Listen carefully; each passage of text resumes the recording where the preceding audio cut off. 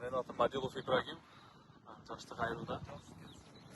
Şu Эртепшар өрүктөрдү тиктик быйыл 2025-ке. Приция сорту. 10 гектарга тикилди. Бул 2022 алып экспертиза кылдык эле. 2023-2024 өзүбүз анализ кылып чыгарып, биздин жерге жакшы болот. Аба ырайы туура келгендиктен быйыл уже көбөйттүк да 10 гектарга бак кылдык. Bunun жакшы жагы эрте пышат экен. Эч жерде пыша электе. Пышып атат да.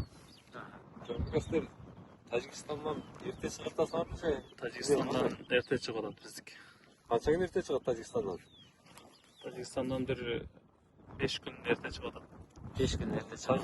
Өзбекстандан Душанбеден ошондой болот. Мына бул жерде местный Хучанттан кыйла эле эрте.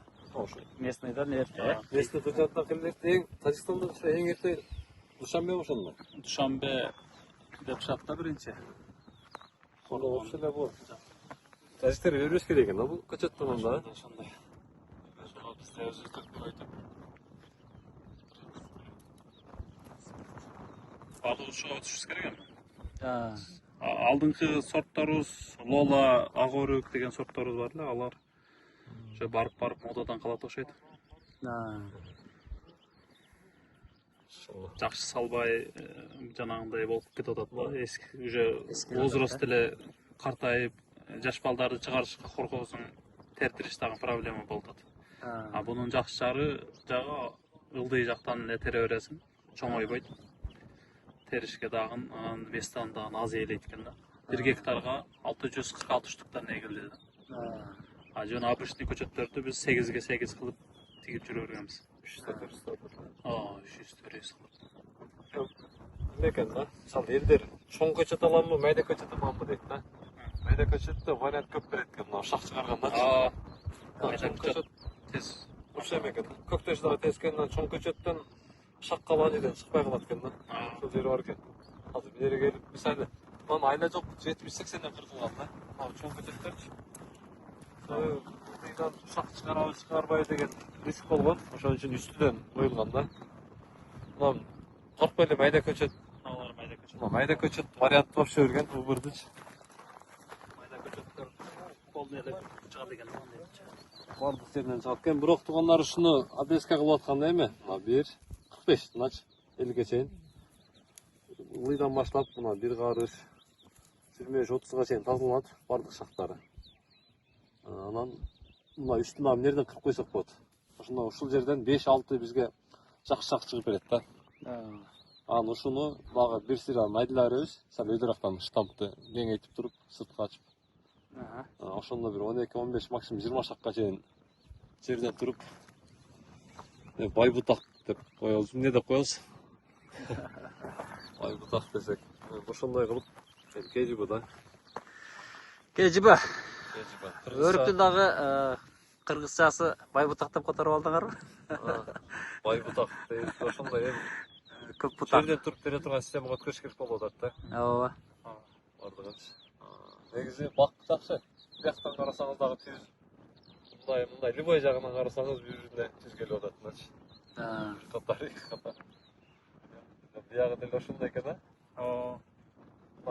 Бактын агроному түзүп бергени баны советтерди берип турган Руслан өзү болду. Кантип астын жумшатыш, бул жер экскаватор менен полный чукуланган. Асты казылган. Болду. Ушу Руслан айткандай кылып, өзүнүн балдары келип, как положено кылып эгип берди. Мындай болуп атат да. Азыр көпчүлүк эле экскаватор менен алат дагы бияка таштап коюп атат.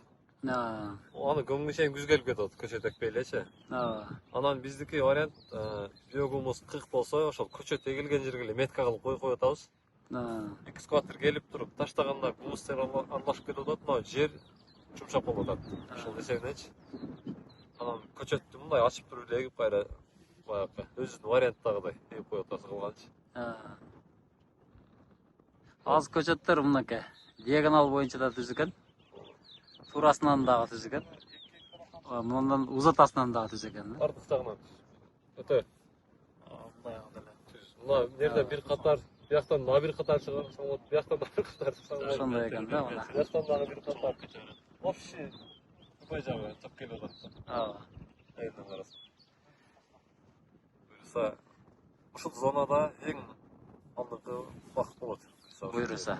Лейлекте Кыргызстан боюнча керек болсо Орта Азия боюнча деп койсок деле болот экен. Кыргызстан эң ысык жери, мына Тажикстанга бери чыгып аткандай бул жерде кааласа жакшы эле болот.